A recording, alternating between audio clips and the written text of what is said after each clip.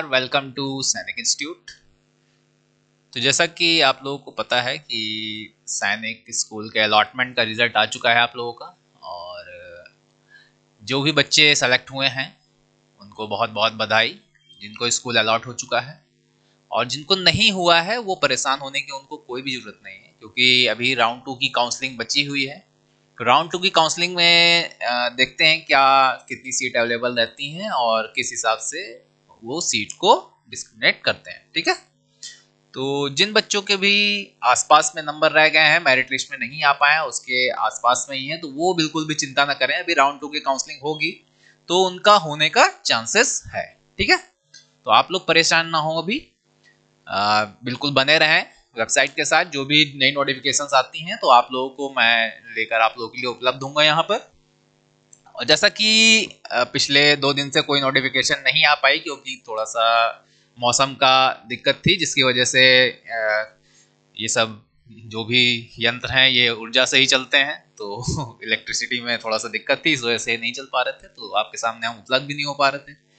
तो आज ये सब ठीक हो गया है, तो मैं आप लोगों के सामने आया हूँ। तो चैनल को लाइक, शेयर और सब्सक्राइब करते रहें। और मैं आप लोगों के लिए आज एक्चुअल में डॉक्यूमेंट वेरिफिकेशन में किस तरह से आप लोगों को डॉक्यूमेंट लेकर जाने हैं ये ज़्यादा ज़रूरी है। ठीक है, तो यहाँ मैं देख लेता हूँ, जैसा कि आप लोगों का ये चल रहा है कि लेटेस्ट न्यूज़ में आवंटित स्कूलों के दस्तावेज भौतिक सत्यापन के लिए आवश्यक प्रारूप वाले दस्तावेज। ठीक है, मैंने यहाँ पर जैसे ही क्लिक किया तो यहाँ पर ये पेज खुलकर आ गया है आप लोगों के सामने। अब इस पेज में जो है ये यहाँ पर अलग अलग दिए हुए हैं, during the checking and undertaking and medical fitness report का आप डाउनलोड करेंगे फॉर्मेट। फिर इसके बाद आप study certificate duly the principal headmaster class 6 या 5th या फिर 9th। ठीक है, इसका फॉर्मेट एक होना चाहिए आपके पास। And certificate category if applicable per government of India format issued by the competent authority original. Okay, OBC का जो है यहाँ पर आपका होना चाहिए। और ये कब तक इशू होना चाहिए? The category must be issued on और आफ्टर 1 जनवरी 2022, मतलब 1 जनवरी 2022 के बाद का इशू होना चाहिए जो आपका ओबीसी का सर्टिफिकेट होना चाहिए। डोमिसाइल रेजिस्टेंस, अच्छा इसका कुछ नहीं, ये तो आपका होना ही चाहिए। And certificate of the service and COOC of unit defence category PPO और एक्स सर्विसमैन ओरिजिनल, इसका एक आपका सर्टिफिकेट आपके पास होना चाहिए। ठीक है, यहाँ से फॉर्मेट आप डाउनलोड कर लेंगे और उसको जो भी स्टैंप और मोहर जहाँ लगानी हो, जो भी फिल करनी है, उसको फिल कर आप लेकर जाएंगे बच्चे के जहाँ भी आपके बच्चे का एडमिशन होगा, जहाँ भी आपका अलॉट हुई है सीट, वहाँ पर आप ये सब लेकर जाएंगे। और इनकम सर्टिफिकेट एक आपको जनरेट करना है। ठीक, इतनी सारी चीज़ों के फॉर्मेट यहाँ पर दिए गए हैं डॉक्यूमेंट्स में। जिस दिन ये आपको सीट अलॉटमेंट का रिजल्ट आया था उसी दिन ये फॉर्मेट भी आपके सामने इशू कर दिए गए थे। तो एक एक फॉर्मेट यहाँ पर हम देख लेते हैं कि कौन कौन से फॉर्मेट हैं। जैसा कि एक फॉर्मेट देख लेते हैं, इससे पहले मैंने एक फॉर्मेट आप लोगों को दिखाया था जो कि पूरा प्रोसीजर है, उसमें कौन कौन से डॉक्यूमेंट्स आपको लगेंगे, डॉक्यूमेंट वेरिफिकेशन का मैंने आप लोगों को बता दिया था। ठीक है, तो अभी यहाँ पर ये जो है ये मेडिकल एग्जामिनेशन रिपोर्ट है। इसमें एक चीज ये है कि जिस भी स्कूल में आपका अलॉटमेंट हुआ है वहां से आपको एक नोटिफिकेशन भेजा जाएगा और उस नोटिफिकेशंस में आपको डॉक्यूमेंट्स का भेजा जाएगा कि कौन कौन से डॉक्यूमेंट्स आपको लाने हैं और किस तरह से लाने हैं। तो इसमें एक आपको एडमिट कार्ड लेकर, जो कि मेरे पास आया हुआ है कि स्कूल में एक बच्चे का था तो वहां से नोटिफिकेशन जो भेजा गया है उनको, तो वो मेरे पास था। तो इसमें यह है कि आपको एडमिट कार्ड चाहिए होगा जो कि आपने एग्जाम देते समय यूज किया था। ठीक है, एग्जाम देने से पहले जो एडमिट कार्ड होता है उसको आपको सिक्योर करके रखना था, वो आप लेकर जाएंगे। और आपका एक स्कोर कार्ड लेकर जाएंगे आप साथ में।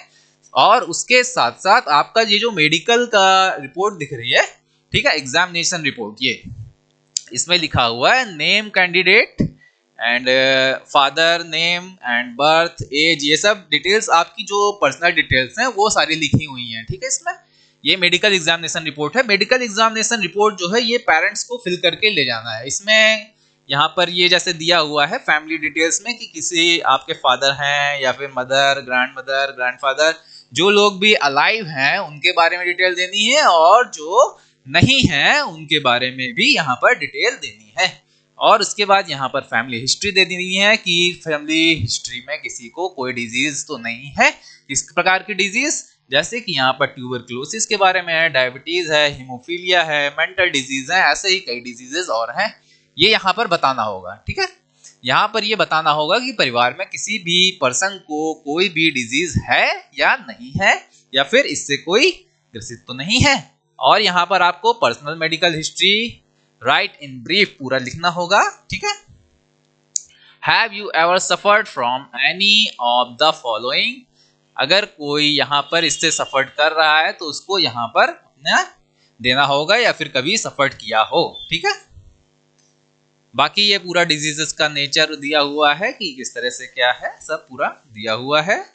बाकी ये वैक्सीनेशन है जो बचपन से लेके आज तक आपको वैक्सीन लगी हो बच्चे को, ठीक है, वो पूरा डिटेल्स दे देना है और डेट वाइज पूरा दे देना है यहाँ पर। इसके साथ ही यहाँ पर इसके अलावा भी अगर कोई वैक्सीन लगवाई गई है तो उसका डिटेल भी आपको यहाँ पर देना होगा।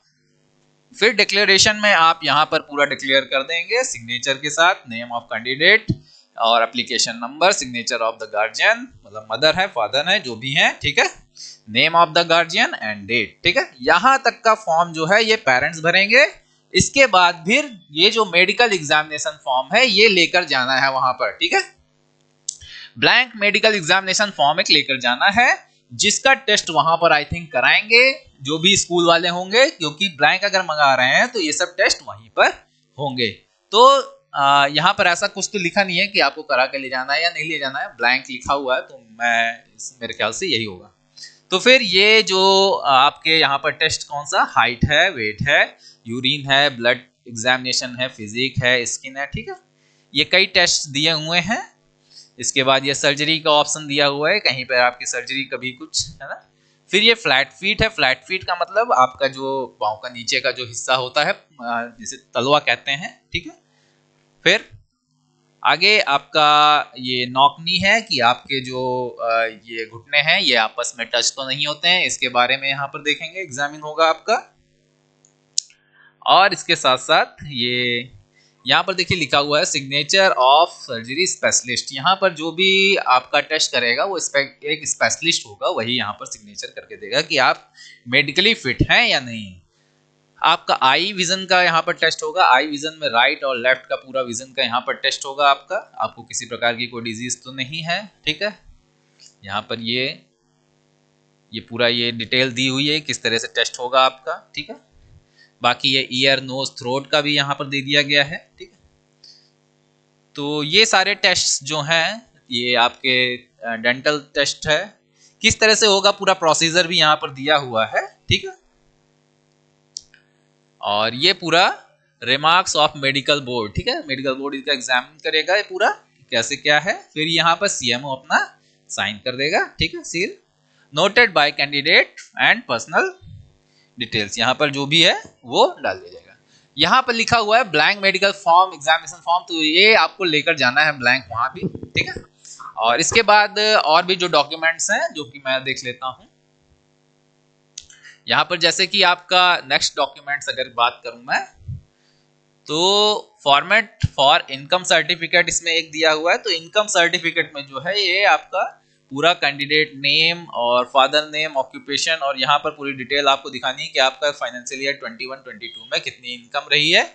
और यहाँ पर मेन चीज ये है कि नोट करने वाली बात, the income certificate must be issued by the revenue officer not below the rank of the tehsildar from area और residence of the candidate. The income certificate must include income for all sources of the family for the financial year 2021-2022 must have been issued for the after April 2022, मतलब 1 अप्रैल 2022 के बाद ही ये बनाया गया हो। और इसमें जो है आपका तहसीलदार के नीचे का कोई साइन ना करे इसको, मतलब कि पास ना करे, इससे ऊपर का ही जो अधिकारी हो वही इसको पास करेगा, तभी ये मान्य होगा। ठीक है, ये आपका फॉर्मेट ऑफ इनकम सर्टिफिकेट हो गया।